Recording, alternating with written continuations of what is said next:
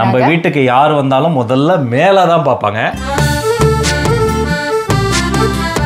அப்படி சுத்தும் போது வீட்டில் ஒரு பாசிட்டிவ் வைப்ஸ் வரும். நேபாளில இருந்து வந்தது. இல்ல போய் சொல்றாரு. இது நாங்க மகாபலிபுரத்துல வாங்கினோம். நீயா நானா கோபி அண்ணா தான் எடுத்தாரு. ரொம்ப ரொம்ப பிடிச்ச போட்டோ எங்களுக்கு. இந்த புத்தர் வந்து ஒரு மிராக்கிள் புத்தர். ஃப்ளூட் மாதிரி இருக்கு பாருங்க, குச்சி குச்சியா. வாங்க வாங்க வாங்க, வலது கால் எடுத்து அப்படியே உள்ள வாங்க. மேலவா காட்டுறேன் ஊரை சுத்தி. ஹாய், ஹலோ, வணக்கம் and welcome to Kavitha Rajmohan vlogs. விடிய காத்தால எங்க வந்திருக்கோம்னா நம்ம சொந்த வீட்டுக்கு வந்திருக்கோம். எஸ், நாங்க சென்னையில ஒரு சொந்த வீடு வாங்கிட்டோம். நம்ம ஜெயிச்சிட்டோம் பாரா. சென்னையில ஒரு சொந்த வீடு வாங்கணுங்கிறது என்னுடைய லட்சியம். ஆமா, சின்ன வீடா இருந்தாலும் அது சென்னையில தான் வாங்கணும் அப்படிங்கிறது என்னோட ஆசை. ஐயோ, நம்ம மைண்ட் அங்க போகுது. சின்ன வீடு வேணுங்கிறது என்னுடைய ஆசை. அதாவது சின்னதாக இருந்தாலும் சொந்தமாக வேணுங்கிறது என்னுடைய ஆசை. வாங்கி கஷ்டப்பட்டு இன்டீரியர்லாம் வேறு லெவலில் பண்ணியிருக்கோம். வாப் ஜோனில் இன்டீரியர் பண்ணி கொடுத்துருக்காங்க. நாம இன்னைக்கு பார்க்க போகிறது என்னுடைய சொந்த வீடு. வீட்டுக்கு பேர் பகத்சிங் இல்லம்னு வச்சுருக்கேன். என் பையன் பேர். ஏன் என் பேர் வைக்கல? ஆமாம், அவன் முதல் குழந்தைங்கிறதால அவர் பேரை வச்சுட்டேன். ஸோ அடுத்த வீட்டுக்கு என்னோட பேர் வைப்பாங்க. அடுத்த வீட்டுக்கு ரெண்டாவது பையன் பேர் தீரன் இல்லம். சரி, நாங்கள் பெருசாக ஒரு பேலஸ் எடுப்போம். எனக்கெல்லாம் சின்ன வீடு வேணும், எனக்கு ரொம்ப பெரிய வீடு. அதுக்கு கவிதாவை பேர். அதுக்கு எங்கள் அம்மா பேர் தனலட்சுமி இல்லம். பாருங்க, அப்போ எதுக்கு தான் என் பேர் வைப்பீங்க? அதுக்கு அடுத்த ஒரு வீடு இருக்குல்ல, அதுக்கு ராஜ்பவன். இவனை கொன்னுடலாமா? வேணாம், நானே வாங்கிக்கிறேன். வாங்க வாங்க வாங்க வாங்க வாங்க, வலது கால் எடுத்து அப்படியே உள்ள வாங்க. பகத்சிங் இல்லத்திற்கு உங்களை வரவேற்கிறோம். அன்போடு வரவேற்கிறோம். நீங்க வந்தாதானே கலகலன்னு இருக்கும். ரொம்ப தேங்க்ஸ் மாப்ள. நம்ம வீட்டுக்கு யார் வந்தாலும் முதல்ல மேலே தான் பார்ப்பாங்க. கொஞ்சம் மேலே பாருங்க. ரொம்ப ஆசைப்பட்டு உண்மையிலே ஒரு நல்ல குவாலிட்டியான ஒரு ஃபால் சீலிங் நாங்கள் வந்து முதல்ல பண்ணணும்னு ஆசைப்பட்டோம். இந்த அப்பார்ட்மெண்ட்லேயே பெஸ்ட்டு ஃபால் சீலிங் இதுதான் நம்ம வந்து கண்டிப்பாக சொல்லலாம். ரொம்ப நல்லா இருந்துச்சு. அது மட்டும் இல்லை, மற்ற நேரம் அதாவது இங்கே வீட்டு வாசலில் தாண்டி போகிறவங்க எல்லாரும் கொஞ்சம் உள்ளே வந்து பார்க்கலாமா அப்படின்னு கேட்டு பார்த்துட்டு போவாங்க. ஸோ அது எங்களுக்கு இன்னும் ரொம்ப ஹாப்பியாக இருந்துச்சு. ஓ, அழகாக இருக்குது அப்படின்ட்டு. நீங்களும் பாருங்க, அதை நான் எக்ஸ்பிளைன் பண்ணுறேன். வாப் ஜோனில் தான் அதை பண்ணாங்க. மேற்கூரைன்னு சொல்லப்படுற சீலிங் வெள்ளையா ஓரமாக ஒரு டியூப் லைட் போட்டு ரொம்ப போரிங்காக இல்லாமல் அங்கே ஸ்ட்ரிப் லைட்ஸ் வச்சு இன்னொரு பார்ட்டிஷனிங் மாதிரி பண்ணி அங்கங்கே இருந்து லைட் லீக்கேஜ் கொடுத்து ஒரு சுவிட்சை போட்டால் அது ஒயிட் கலர் லைட்டாக எரியும், இன்னொரு சுவிட்ச் போட்டால் அது வார்ம் லைட்ஸாக மாறும். ஒட்டுமொத்தமாக இந்த ரூமையே ஹாலையே வேற லெவலில் மாற்றி காட்டுறது தான் இந்த ஃபால் சீலிங்.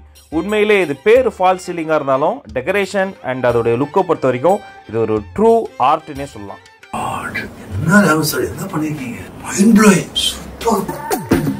சரி, இவ்வளோ நேரம் ஃபால் சீலிங்கை பற்றி அவர் சொன்னார். இப்போ நாங்கள் பார்க்க போகிறது வந்து டிவி யூனிட்டை பற்றி. வாங்க. சரி, டிவி யூனிட் பார்க்கறதுக்கு முன்னாடி டிவி யூனிட்டுக்கு மேலே என்ன இருக்குது அப்படிங்கிறதையும் பார்த்துடலாம். இந்த விநாயகர் வந்து கோயில் கருவறைக்கு பக்கத்தில் வைக்கிறது ரொம்ப ரொம்ப விசேஷம் சொல்லுவாங்க. ராஜ் ஆர்டர் பண்ணி எடுத்திருந்தாரு. நார்மலாகவே இந்த விநாயகர் முகம் அப்புறம் அந்த யானை முகமெல்லாம் வீட்டில் வைக்கிறது ரொம்ப நல்ல பாசிட்டிவிட்டி கொடுக்கும், அதுக்கப்புறம் நிறைய காசு கொடுக்கும் அப்படிலாம் சொல்லுவாங்க. ரொம்ப லக் அப்படின்னு சொல்லுவாங்க. நான் வந்து இந்த கண்ணூர் பரக்கூடாது, அதுக்கப்புறமா நமக்கு நிறையா லக் கிடைக்கணும், பாசிட்டிவாக இருக்கணும் அப்படிங்கிறதுக்காக வேண்டி தான் நிறைய யானை முகம் வீட்டில் எப்படி வச்சுருப்போம். அதில் ஒன்று தான் இது. யார் உள்ளன்போடு வழிபடுகிறார்களோ அவர்களுக்கு சகல ரோகங்களும் நிவர்த்தியாகும். அப்படியே நீங்க வந்தீங்கன்னா இங்க வந்து மான். இது மானா மறையா? எனக்கே டவுட்டா இருக்குது. இது வந்து என்னோட மூத்த மகன் பகத்சிங் செலக்ட் பண்ணாரு. பார்த்தோன்னா அவருக்கு ரொம்ப பிடிச்சி போச்சுது. அதுக்கப்புறம் இந்த ஃபோட்டோ வந்து இந்த ஃபேமிலி ஃபோட்டோ என்னால் மறக்கவே முடியாது. எனக்கு ரொம்ப பிடிக்கும். நாங்கள் வந்து பகத்சிங்கோட 4வது பர்த்டேன்னு நினைக்கிறோம். அந்த பர்த்டே வந்து ஊரில் போய் ராஜிட அம்மா அப்பாவோட ஊரில் போயிட்டு நாங்கள் கொண்டாடணும். அப்போ எடுத்த ஃபோட்டோ இது. எனக்கு இது ரொம்ப பிடிக்கும். அதுக்கப்புறம் இது ஒரு குட்டி பிள்ளையார். இது வாரணாசிலேருந்து ஆண்டி நோவேலேருந்து வந்த நேரம் வாரணாசிக்கு போயிருந்தாங்க. அங்கே பூஜை பண்ணி எடுத்துகிட்டு வந்தது. அதுக்கப்புறம் இதெல்லாம் இங்கே பார்க்க எனக்கு ரொம்ப ஆசையாக இருந்துச்சுன்னு நான் வாங்கியிருக்கேன். இதே மாதிரி இன்னொன்று ஆர்டர் பண்ணேன். உங்களுக்கு இந்த வீடை காட்டுறதுக்கு முன்னாடியே அது வரணும்னு நினச்சேன், நான் வரல. ஓகே, அதுக்கு அடுத்தது இந்த டிவி பேனல். இதை பார்த்துக்கோங்க. இது டைல்ஸ்ன்னு நினைக்கிறீங்களா? கிடையாது. ஆனால் இது செலக்ட் பண்ணது நான் தான். எனக்கு ரொம்ப பிடிச்சிருந்தது. இந்த மாதிரி இந்த டிசைன் எனக்கு ரொம்ப பிடிச்சிருந்தது. அதுக்கப்புறமா எதேச்சியாக நாங்கள் வந்து ஏதாவது வீட்டுக்கு வாங்கலாம் அப்படின்னு பார்க்க போகிற நேரம் இந்த டிவியை பார்த்தோன்னே என் புருஷனுக்கு ரொம்ப பிடிச்சி போச்சுது. உடனே கொண்டு வந்துட்டாரு. கொண்டு வந்து மாட்டின நாள்லேருந்து என் புருஷனை விட என் பசங்க மட்டும் தான் இதை ரொம்ப நல்லா பார்க்குறாங்க. நான் எழுதின ஸ்டோரி தான், ஆனால் எனக்கே தெரியாமல் ஏகப்பட்ட ட்விஸ்ட் வைக்கிறாங்கப்பா. அப்படியே வந்தீங்கன்னா ஸ்ரீலங்காவில் இருக்கிற டைம்ல இருந்தே புத்தரை நான் ரொம்ப கும்பிடுவேன்.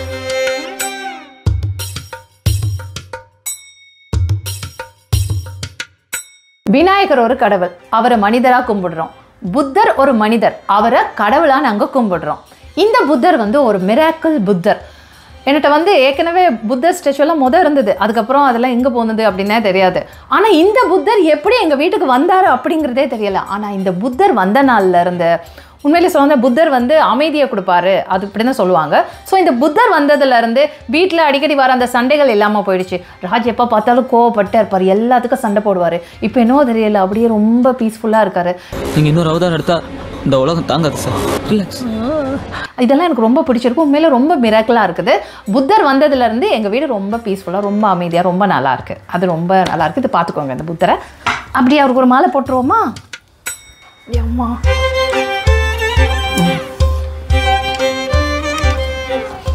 இந்த புத்தருக்கு நாங்கள் பொட்டெல்லாம் வச்சுருக்கோம், சந்தனம்லாம் வச்சு.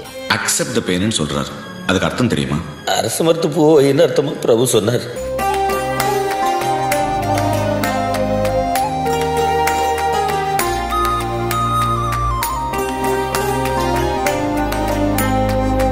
ஒரு விஷயம் சொல்லுவாங்க, ஆமை பூந்த வீடு வந்து விளங்காது அப்படின்னு சொல்லுவாங்க.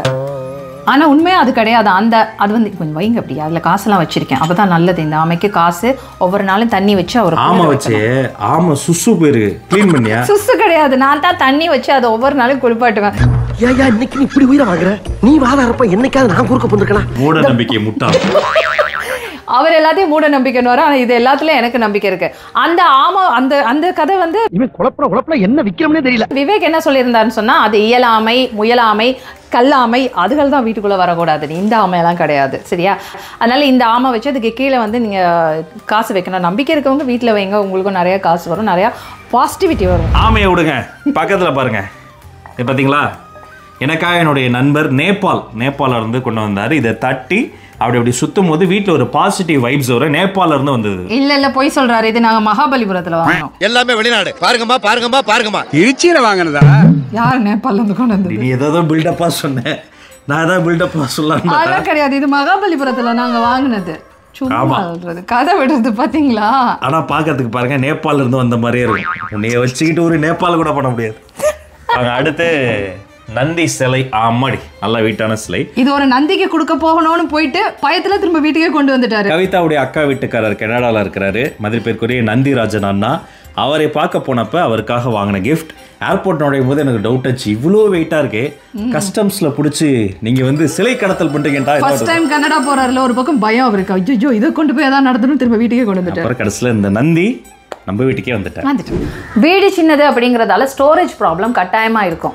அதனால பார்க்குற இடத்துலலாம் பார்க்குறது கொஞ்சம் அழகாகவே இருக்கிற மாதிரி ஸ்டோரேஜ் பண்ணணும் அப்படின்னு நினச்சோம். ஸோ அதனால தான் இதெல்லாம் இப்படி பண்ணி வச்சிருக்குது. இங்கே பாருங்கள், இதை எப்படி ஓப்பன் பண்ணோன்னா இப்படி செஞ்சால் அது ஓப்பன் ஆகிடும்.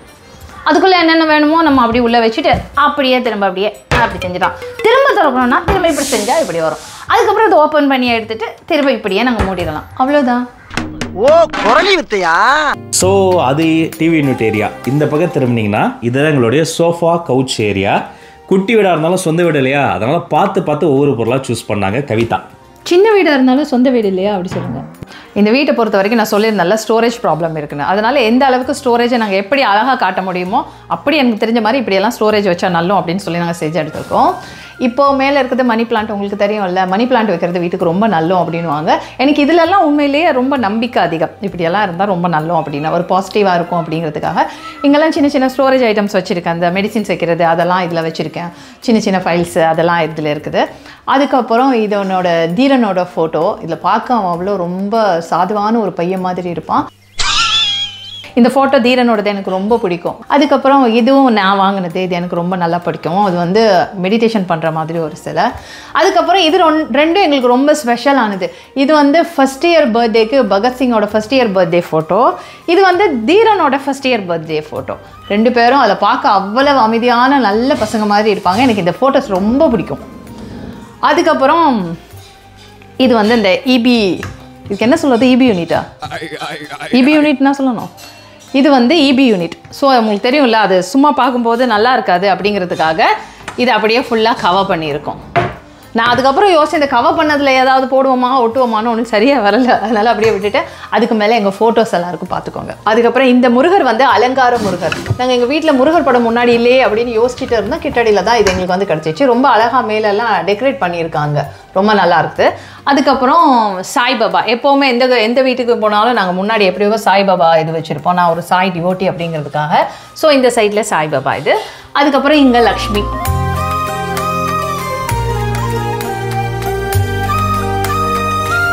இப்போ நாங்கள் பார்க்க போகிறது ரைட்டிங் ஏரியா. சோஃபேரியாக்கு இந்த பக்கம் ரைட்டிங் டேபிள் ஒன்று குட்டியாக பசங்களுக்காக போட்டிருக்கோம்.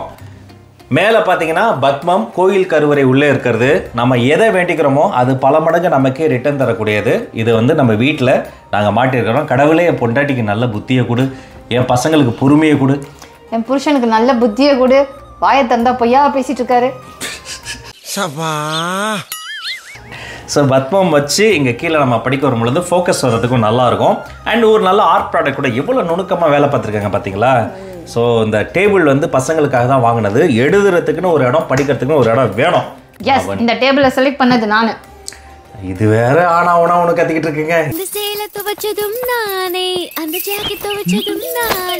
செலக்ட் பண்ணது நான், அது செலக்ட் எப்பவுமே ஒய்ஃப் செலெக்ஷன் கரெக்டாக இருக்கும். ஃபார் எக்ஸாம்பிள் மீ, ஏன் செலெக்ஷன் கொஞ்சம் அப்படி தான் இருக்கும். பார்த்துங்க என்ன செலக்ட் பண்ணிட்டாரா. ஸோ இந்த டேபிளில் நான் ஏதாவது ஸ்கூல் காலேஜஸ் ஈவெண்ட் போய் பேசிட்டு வருகிற போது அவங்க தர மொமெண்ட்டோவை கொண்டு வந்து ஃபஸ்ட்டு இங்கே தான் வைப்பேன். இதை பாருங்கள், நம்மளுடைய ஒரு ஃபங்க்ஷனில் அழகான பேனா மாதிரியே ஒரு அவார்டு கொடுத்துருக்காங்க. ஸோ ஆனால் இவருக்கு இருக்கிற அவார்ட்ஸ் எல்லாம் வைக்கிறதுக்கு இடம் இல்லை, பத்தாது. அதனால ஒரு வாரம் இங்கே வச்சுட்டு அப்புறம் வேறு இடம் போயிடுவோம். ஸோ சிலை டீம், நம்ம அன்பு தம்பிங்க சிலை டீம்ல வந்து நமக்கு ஒரு கேலண்டரும் அந்த குட்டி திருவள்ளுவர் சிலையும் கொடுத்தாங்க. இது திருவண்ணாமலையில் பேசின ஒரு ஃபங்க்ஷனுக்கு கொடுத்தாங்க. ஸோ இதெல்லாம் இங்கே வேலை வைப்போம். கீழே பார்த்தீங்கன்னா அழகாக தஞ்சாவூர் பெயிண்டிங் முறையில் உருவாக்கப்பட்ட விநாயகரினுடைய திருவுருவப்படம். இது தஞ்சாவூர் பெயிண்டிங்.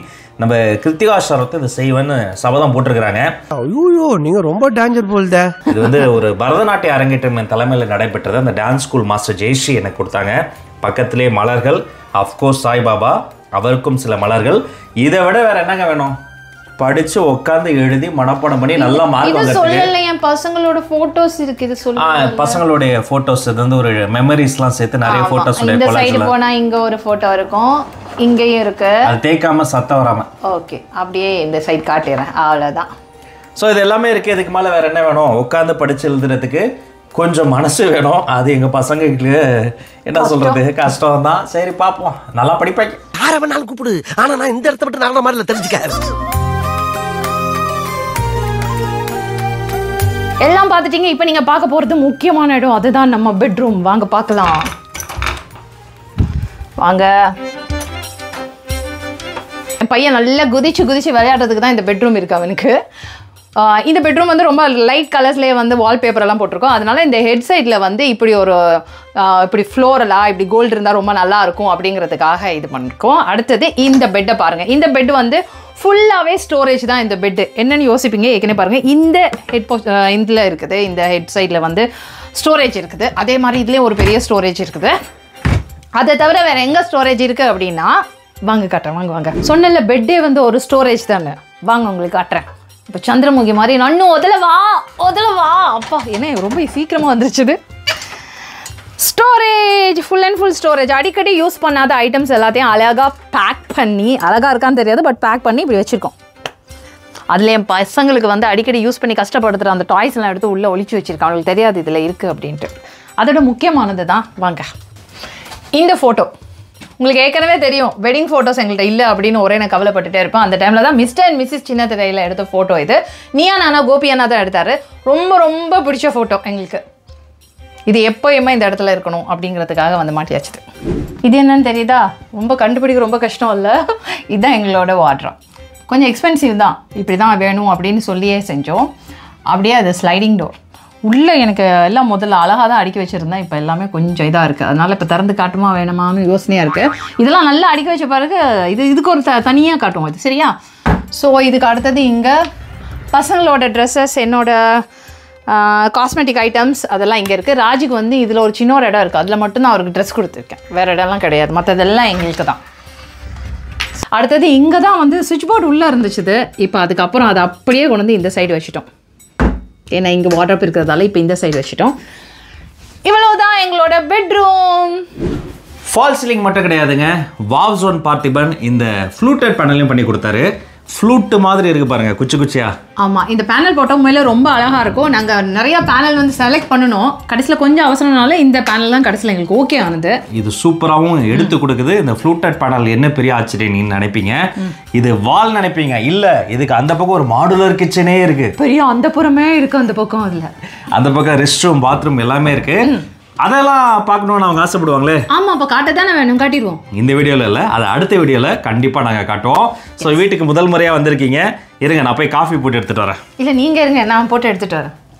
கேமராமேனுடைய புது நலனை கருத்தில் கொண்டு நானே போய் காஃபி போட்டு எடுத்துட்டு வரேன். நீங்க அதை சொல்லுங்க, லைக் பண்ணுங்க, ஷேர் பண்ணுங்க. ஆமா, இந்த வீடியோ உங்களுக்கு பிடிச்சிருந்தா லைக் பண்ணுங்க, ஷேர் பண்ணுங்க, கமெண்ட்ஸ் பண்ணுங்க. இன்னும் வேற எந்தெந்த மாதிரியெல்லாம் வீடியோஸ் போட்டா உங்களுக்கு பிடிக்கும் அப்படிங்கறத எங்களுக்கு சொல்லுங்க.